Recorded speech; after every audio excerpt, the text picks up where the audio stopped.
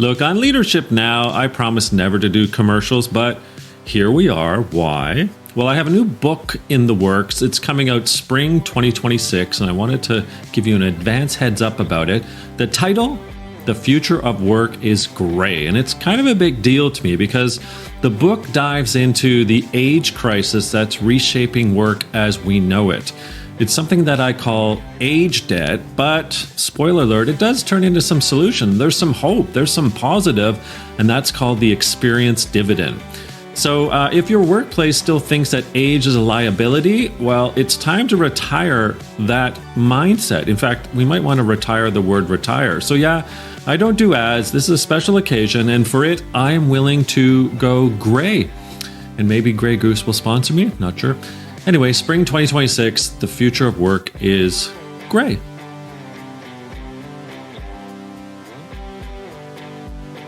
Hey everyone, welcome to another episode of Leadership Now with me, Daniel Pontefract, in the house, Mandy Gill. Mandy, a little bio, which is awesome, and then we're going to get into some real resilience like speaking and chatting and discussion and coffee talking with you. Okay, so after building and scaling one of the world's most effective behavior change apps, hooked on healthy habits, Mandy Gill has one of the world's largest data sets focused on goal setting, resilience, and maximizing positive results. And so now the sought after keynote speaker and published author, we're going to get into that.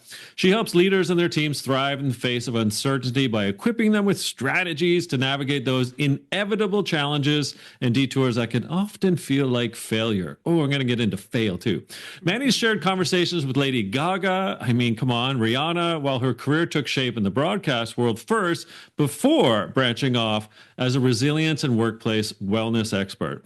She's been coaching clients, drawing on her own professional and personal experiences while, get this, including running 10,000 kilometers and climbing nearly 1 million feet of elevation over the past 3 years. Her clients today include the U.S. Navy, Adidas, that's how you say it properly, DocuSign, TD Bank, and Manulife. In addition to being a highly successful female entrepreneur and CEO, Mandy is a Harvard Leadership Program graduate. She's passionate about leveling the playing field and opening doors for women right across the globe, which has twice earned Mandy her Women of Distinction Awards. Mandy's newest book, which we're getting into, Reset with Resilience, A Guide to Greatness When Your Goals Go Sideways, not only out now, it's awesome. I've read it. It's so good to have you here, my friend. Congratulations on the book and everything in between, quite frankly. But let's kind of get into this because you have it right there in the title. Twice, actually. So what I'm getting at this is Reset with Resilience has a presumption that something's going to go wrong in your life, in your work, because you're resetting. So you're resetting. But then even in the subtitle, you sort of say, okay, it's a guide to greatness because guess what? Your goals are going to go sideways. So not only do you reset with the first word at the beginning, you end up saying things are going to go sideways at the end of the subtitle. So we start with reset, we end with sideways. That to me means that you're not sort of puffy, meaning you're getting into the corners and you're saying it's going to get dirty. This whole work and life thing, which is what I loved about the book, is that you're a realist. So let's just start with the title, Reset with Resilience, A Guide to Greatness When Your Goals Go Sideways. Tell me what that means to you, and then we'll get into fail and all kinds of setback to comeback things, etc. It is so fun because usually I'm the interviewer and you are asking these questions when like my mind was so deep in the title and subtitle decisions last June and July with the publisher, somebody you're actually working with now. Yeah. Wonderful team. And I was like, oh, is this too dark almost? And immediately in my gut, I was like, no, this is real. Yeah. This is real. And guess what? Here's the thing. We can walk into any store. We can go on Amazon, whatever it might be, and we can see every single book about goal setting. I didn't want to be a book about goal setting. I wanted to talk about when things go sideways. Because guess what? We don't share those conversations. We don't often talk about that. If I quit what I was doing within the last 20 years of my life because things went sideways, I definitely wouldn't be on this call with you right now. Mm. But I know there is an answer to help get back on track and to make a detour a retour and to literally be able to maybe not the goal that was the first goal in mind, but to get back to something pretty darn close or even better. So what I love is this reality bit, like the realism, the humanism. And so if people didn't catch that, the number of kilometers you've run and hiked and the number of elevated uh I guess heights that you've also climbed. I thought I was pretty good with my bicycle, but you've lapping me on feet what I'm doing on my bicycle. But you've also in the book you talk there are realities as you are running, hiking, etc., that you run into. I mean, literally Mhm. run into. And so what I really love is this sort of fuel that you provide the reader with is like, look, when I'm running or scaling or whatever, like things are going to happen, and they're going to happen to you too. And so you don't dance, as I say, around the issue. And what I love is you say that setbacks are a natural part on the path to greatness.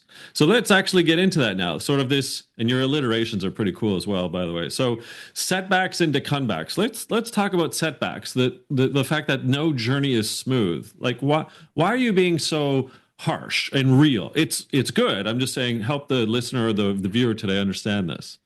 Yeah, absolutely. So the book actually is broken up into three pieces. And so in the beginning, we obviously knew if we're going to talk about goals, we need to tell people the right way. When I say we, it's me in a library. I just felt pretty lonely in there at the time, I'll be honest. Fair enough. But over those 2.5 years, I was like, I need to help people when a goal fails. How do we get them back on track? And how do we get them in a certain sequence to achieve this goal? So the first part of the book is about goal setting. The second is about when things start to go sideways. Mhm. And you can identify and the ways to do so to identify when things start to go sideways, right? We've all felt that like resistance, right? Like we're like, oh, that wasn't supposed to go that way. Or how did that change so suddenly? And I thought I had full ability to see this through.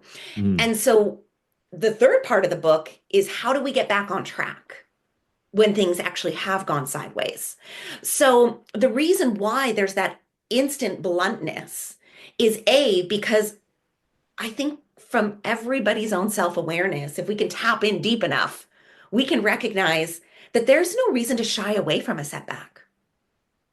Right? Like, who doesn't Yeah. love a good comeback story? If Yeah. I'm being honest, right? Like, you don't make the news because you got like, things are going freaking fantastic the whole time through. You make it because people love to hear how you got back on track. They Mhm. want to know the tips to be able to do so. They're relatable in those extreme moments, little or big, because it's human nature. But we don't talk about that.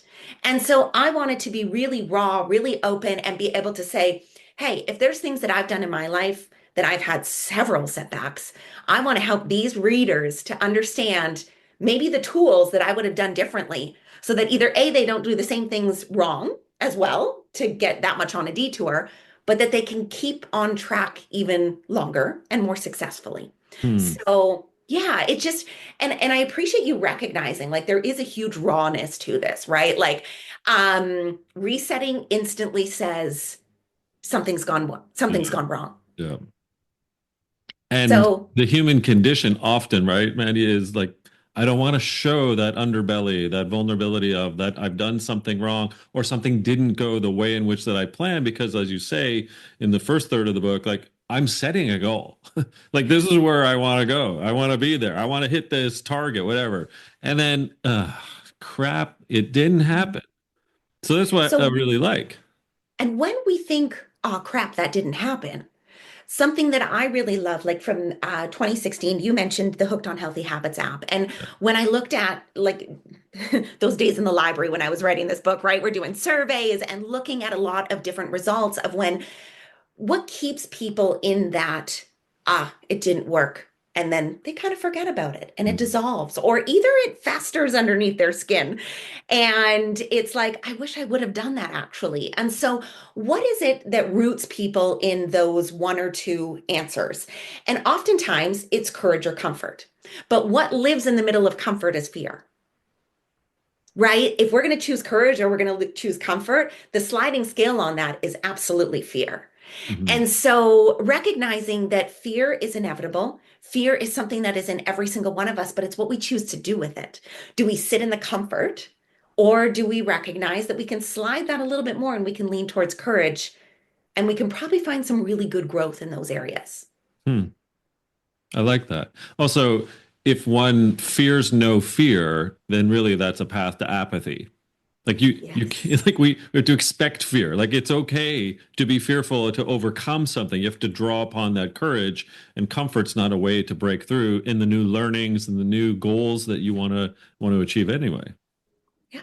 You Yeah. you said it perfectly. Absolutely. I wanted to ask you. I found a couple stats that I thought were interesting to get your thoughts on because you can frame it within the book's many different frameworks that you do offer.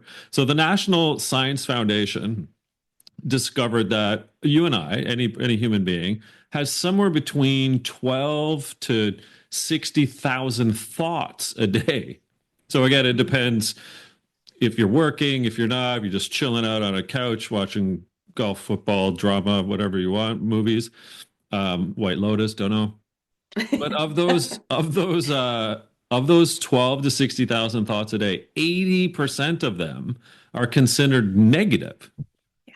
So we sort of end up in this mindset where it's like, oosh, like it's going to fail. There's fear, the things that you're actually writing about in the book. And so what I wanted to get into your line of thinking was the whole breaking of the negative thought patterns and thinking patterns that you help people see within the book as through what's crucial, sorry, for resilience. So tell me a bit about not the data, it was just a way to segue in, but like the strategies about overcoming and breaking through that negative thinking that you've discovered.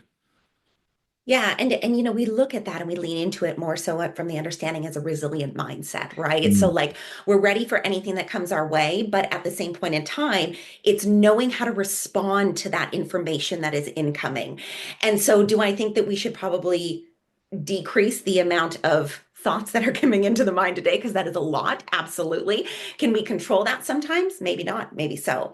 And so when I think about, there was one of my favorite keynotes to give is to help people to, navigate today's distractions while working towards tomorrow's goals. Mm. And so when we think of that, the most recent one that I actually would have given would have been the largest with the US Navy, because they were going through the political election at that time. Right. And so a lot of struggles that these individuals were experiencing was, how do they focus in on their work with that large amount of number of thoughts coming in every single day, not only their own, but coming from work, coming from the news, coming from their homes, whatever it might be, right? And how do we keep on track with working towards like what is right at hand? And so, first, I think the number one thing comes down to awareness. Mhm. And it's hard to be aware when it's something that we've done so consistently, but we know things that we like about ourselves and we don't, right? So, if like Yeah. something is bringing you down a path that is genuinely a learned behavior, but you feel that friction or that resistance, it's in that moment identifying what is getting you there. So, like, I didn't like the way I responded to this. Right in that moment, what is it that got me to that point? Mm. Was it the fact that I'm surrounded by news at 9 a.m., noon, 6 p.m., and 11 p.m.?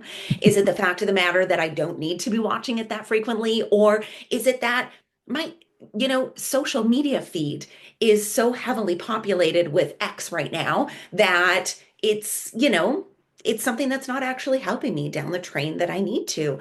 And so where I look at it from a standpoint of recognizing that there are a large amount of these thoughts, I think something that even is equally important question is, how much is that distracting you from your goals?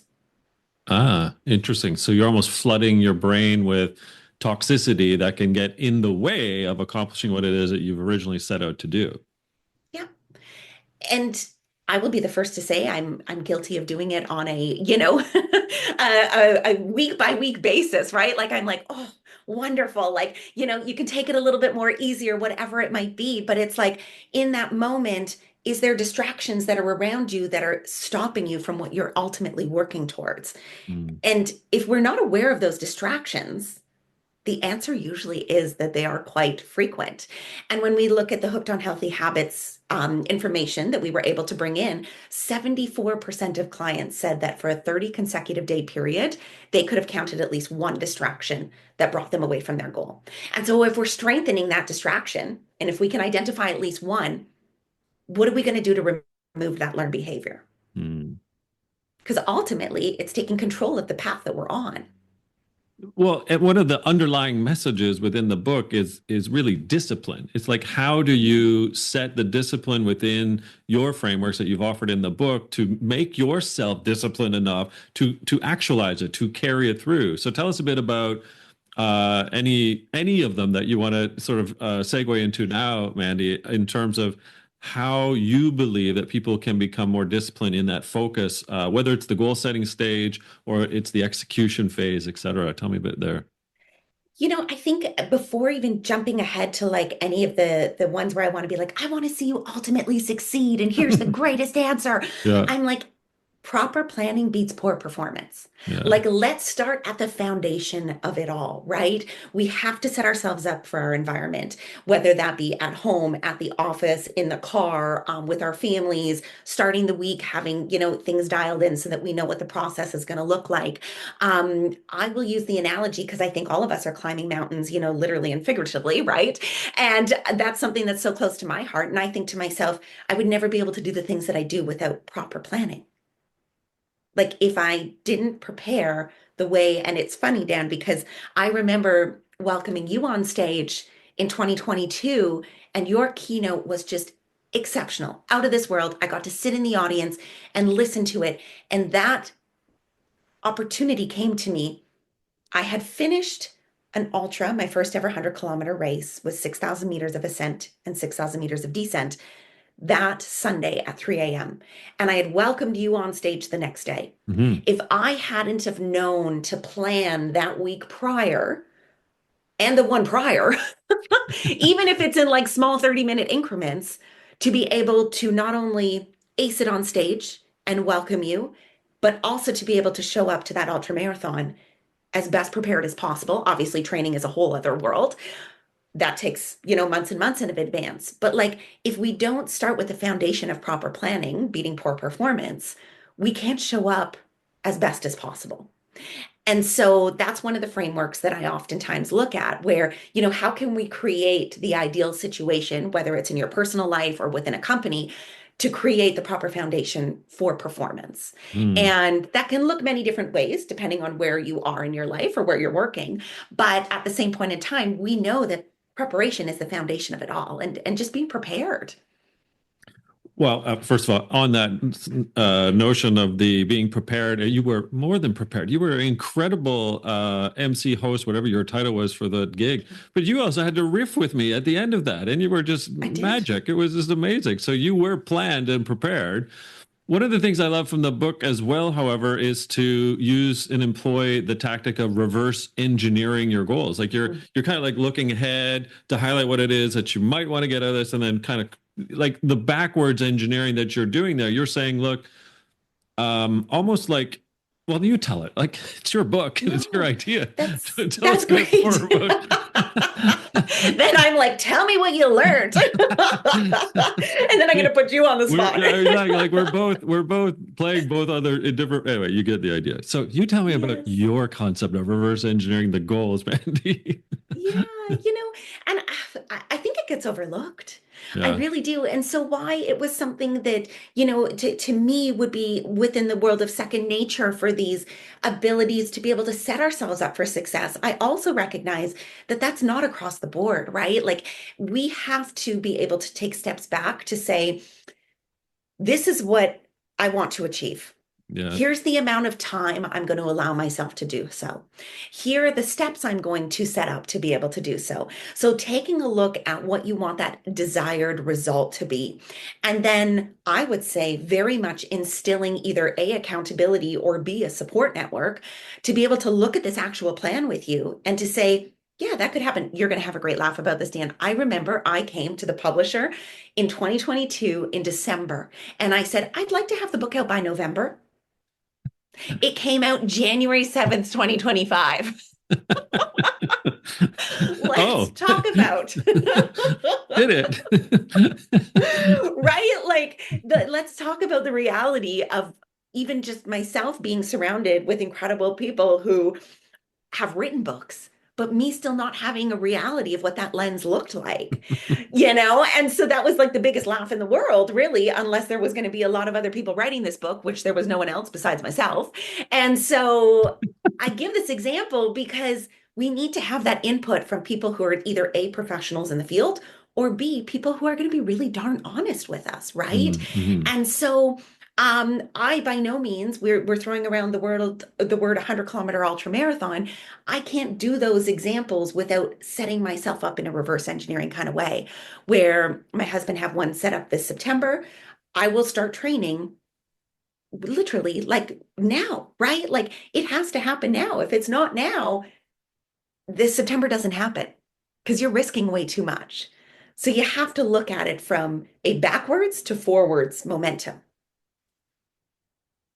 So when you're, so I guess there's two things I wanted to ask you. It's like a two-part question. You had so much data to kind of sift through with Hooked on Healthy Habits. So there's kind of what surprised you as you're going through the research and writing the book from that data. And then I also wanted to ask what surprised of yourself, because you sort of like within thinking about writing the book, then become this ultra marathoner superstar in my books. And it's like I'm not sure you can be the ultra marathoner if you're not using some of your own advice, which then finds its way into the book. So it's kind of like you got the best of both worlds. You have this great data set and the interviews and other things that you've done in your stories. They're great. But you also got the mirror, i.e., you've had to look in the mirror and create. It almost became like a guidebook for you as I was going through it. So just a two-parter there for you. Yeah, to start off first about, what would have really caught me by surprise when we went and looked at the Hooked on Healthy Habits information to be able to pull and look at this was how simple a three-step process Mm, genuinely became. good. And within the book, I talk about the three-step process of identifying a distraction, and that came down to catch it, check it, Yeah. change it. It's catchy. Yeah. Did I ever think it was going to have the power to change as many lives as it did within the process of working with individuals? Absolutely not. It was, I think that was a really profound experience to the point where I was like, well, we need to allow readers to learn more about this. So then it got included in the book. And that was something that very much so is just like regular everyday conversations. There's a lady who actually lives close to us here in North Vancouver, Canada, who is one of our clients within the app. And she was like, can we go for a run today? And Ah, it's those experiences of conversation where I really get to lean into what is working for people. And so, how did this change your life? Well, then you funneled it onto your child or your kid that's in university. And then all of a sudden now they're terrified of graduation and they're scared to work towards their goals. But mom's saying, catch it, check it, change it. And so it's not necessarily in a learning standpoint for the client per se anymore because they've seen the results of it. They're doing it almost out of a natural habit, mhm. which is everything that we hope for them, but they're passing it along to others. And so, yeah, that came as an absolute surprise as to how impactful it was. And then for you, like where tell us a bit about the journey of Mandy, non-ultra marathoner, Mhm. and then really like I mean, you share it in the book, but you also, when I view you and watch you online, it's very clear to me, sort of as an outsider looking into your world, that you are using the playbook and the tools within that you've prescribed within the book to help you with your life, i.e., clearly being a Yes. marathon or ultra marathon, I should say. Well, and I hope that helps to give some leverage to being an author, right? And just being really genuine about relating to who Mm, you're speaking to. And I will say, as my career started in broadcasting originally in 2006, the best thing that I was ever educated by my boss, the program director at that time, was be relatable. mm, Every one of us is human. You're not talking to, my voice would actually go up when I thought I was talking, to like to try to fill something that I thought I wasn't able to, or just like at that moment, I recognize that every single one of us is going through things. Every single one of us has something we're working towards, and every single one of us probably at some point in time has had a setback. And so, to give context in that, I would have started, I was a teenager who had developed anorexia in her mid to late teens and had the most loving, incredible family. Literally was like, I need to figure this out. And they had decided to move me to Vancouver to go to broadcast school. And I had come here, graduated, and told them I was getting involved in athletics. And they were terrified because immediately, what did they think was going to happen? I was going to go backwards. yeah. And so the reason I give you this story is what had actually shifted for me was recognizing that by fueling my body properly, the extraordinary things I was capable of doing. So I was not this all like I couldn't even do a single push up from my knees. This was, regardless of anorexia or not, it wasn't my strength. And I leaned into the fact of like, what can I do when I actually test what I'm capable of? And not in these, you're going to say extreme experiences, but, like making sure that I'm in a safe environment really is what I'm coming down to. Yeah. And so, as 2012, that was in 2012. And as I started to grow and realize how much I really loved sport, I got involved in Olympic weightlifting, running and rowing gymnastics, powerlifting, all of these types of things. And then truthfully fell in love with ultra trail running in 2016. And so I have this incredible mindset coach that I've worked with for over 15 years now.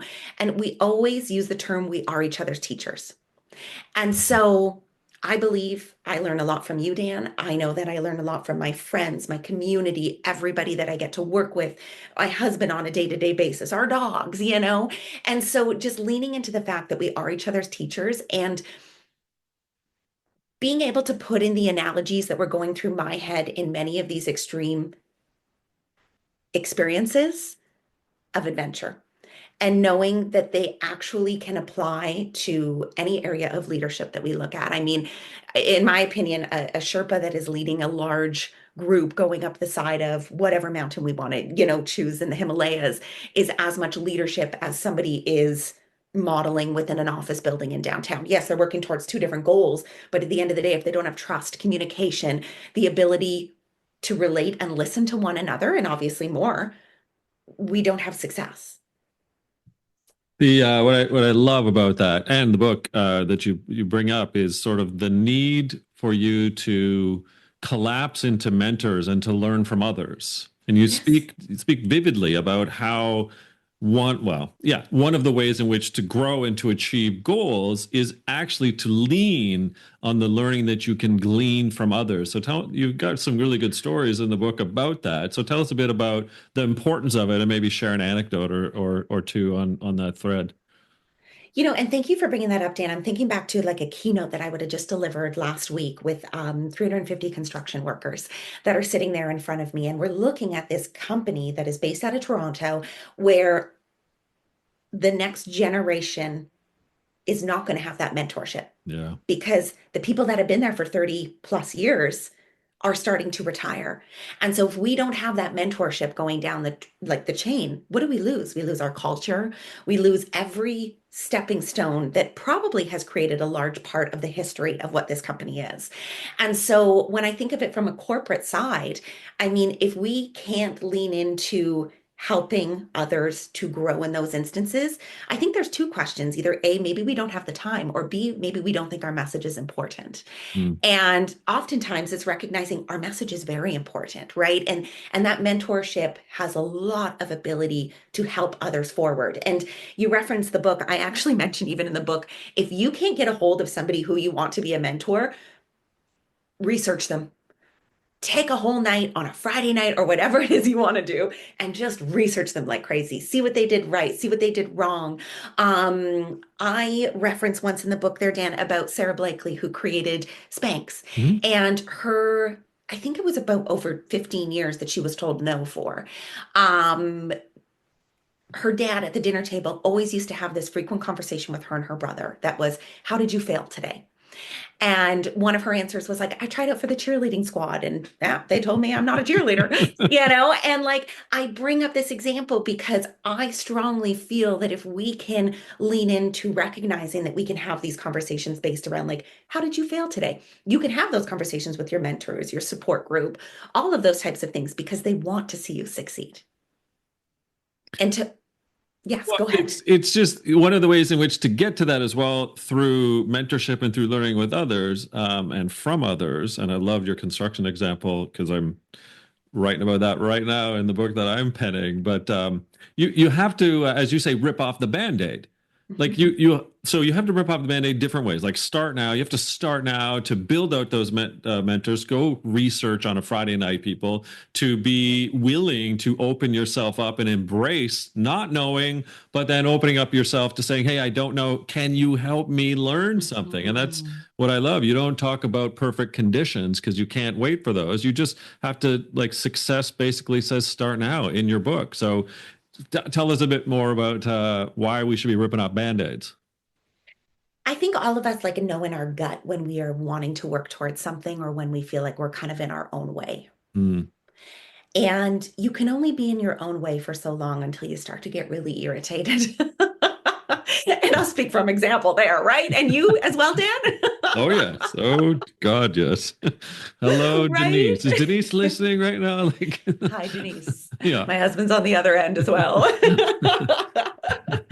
And so we have a choice. We can either allow that to fester until the point where we're like, I'm ready for change. Or we can just start to rip off the band-aid and get it done, right? Mhm. And like work towards those things that you know that you want for yourself. And I think about ripping off the band-aid because I can be a really good procrastinator as well, right? And this was a conversation that I shared in a couple of the media tour experiences. And the first thing that the interviewer would come and say to me, the television host or the radio host, was like, I'm an awful procrastinator. And I'm like, have you ripped off the Band-Aid? And they're Yeah. like, no, no, no, I'm still living in it. Yeah. I'm still here. And Yeah. I'm like, so you're comfortable. And they're like, ooh, that doesn't sound good. I'm like, but you're comfortable. So like, do you want to be comfortable? Do you know where, comfort is okay to be in for a bit, but like we can come back to comfort, but like try something new. Like it's never going to go away if you know that this is what you want for yourself. So ripping off the Band-Aid is just like, it's inevitable eventually if you really want it. Okay, penultimate question, then we'll find out more about you and where to find out more about the book, etc. Is what did you learn about writing a book like this, which is about resetting your own resilience and it's about ripping off the band-aid? And I mean, it's sort of like you're living in the matrix because you're having to write about something you've not done before, but you're using all the tools and tactics that you inherently have learned and gleaned from your research and your interviews. Like it just seems like a Matrix episode or movie to me. So tell us a bit about what you learned through the process of learning about yourself, about writing a book about resilience. I liked myself more days than others as time went on. That's fair. I think that's fair. Yeah. Yeah, it was interesting. I refer to it as pulling teeth. It was I give you a lot, like Dan, I'm actually looking at your book right now on my No. shelf here, Work Life Bloom. And I I'm not a good writer. And I I had to change my disagree. I mindset. disagree, but go on. Yeah. Thank you. And I really had to set up myself for success in my environment. I had to stop the negative. Mm, Interesting, right? We go back to the beginning of this interview of us chatting. yeah. I had to stop that internal dialogue. When I just told you I'm not a good writer, my mom immediately stopped me after about the first 2 weeks of her hearing me say that. And she was like, "You're a great writer. Why do you think you're a bad writer?" And she went and she found all these crafts that I did as a kid. And I was like, Uh, "Mom, I'm not even spelling in them." Anyways, long story short, you know how, family tries to pump you up a bit. I get it. And so I had to minimize my distractions, hence why I pretty much lived in the library. And I would run with the dogs so that they were exhausted every morning at 5:30 in the morning. We have two adopted dogs from Qatar. They would sleep till 2 o'clock in the afternoon, and I would literally write from like 7 a.m. till 2. And I was like, there was zero distractions in here, and my phone was on airplane mode. And so, as we talk about like living while resetting, I had to have a lot of accountability in this as well. Like, this needs to be handed in by Friday. Did I try to push that wire a couple times? 100%. Like either something happened, or B, I was just like, no, I've got total writer's block at this moment and I just can't move forward in this. So I need to get it on Wednesday, but like really enabling that open communication to recognize that it's not going to be perfect, like we just chatted about. But hey, you know what? I'm not the first person to do this. So it can be done. Well, I think it's apropos to say that literally you were eating your own dog food as you were writing the book, which is just kind of amazing. Okay, folks, the book again is Reset with Resilience, A Guide to Greatness When Your Goals Go Sideways. This is Mandy Gill. Mandy, where do we find out more about you and the book? You're so sweet. Mandygill.com. And I mean, the book's on Amazon, Barnes and Noble, Global Indigo chapters. Yeah, all the kind of places that you'd want, you can find it. And it's in Audible version as well. I recorded that. That's another resetting with resilience story for another day. And, nothing like listen back to yourself for 32 hours while trying to record. So don't know if I suggest it, but have fun. If there's any aspiring first-time authors out there whom have not written a book but are ideally wanting to, this book also can help you write that book, quite frankly. But to your point, when it comes to the audio version, there's having done it 5 times now, Mandy, there is a slight tinge of narcissism that overcomes you when you Yes. are doing the audio version. So then you have to rid yourself of it, right? That's what, yeah. Well, Yeah, you just hit start and stop and you get out of there. And yeah, you realize rip off the band-aid. there you go. Well, that was one good way to end. Well, Maddie, again, it's an incredible piece of work. Thank you for it. We're greater and more learned because of Reset with Resilience, and it did make me think. And that's what I love about people who make me think, is that they're smart and they're using and employing data, research, their own personal anecdotes and stories, and they're living it. And that's what you have done with this book, is shown that it can be done. Yeah, not just ripping off the band-aid, but you have a bunch of setbacks that you've turned into comebacks. You've changed careers. You're a blossoming, not just speaker and consultant and change agent, but now author. And I think people can look up to and see the vivid example that you have demonstrated that shows, yes, any of us, if you apply the tools from your book, can reset with resilience. So thank you for that, Mandy. My goodness, thank you. I'm just gonna say everything that I get to see that you are doing as well is inspiring to myself. So keep doing what you're doing as well, Dan. Thank you, Mandy. All right. Well, folks, you've listened or watched to another episode with me, Dan Pontefract, Leadership Now. Mandy Gill, Reset with Resilience. We'll put all this in the show notes and the links. And again, thanks, Mandy. And we'll see you next time. Thank you.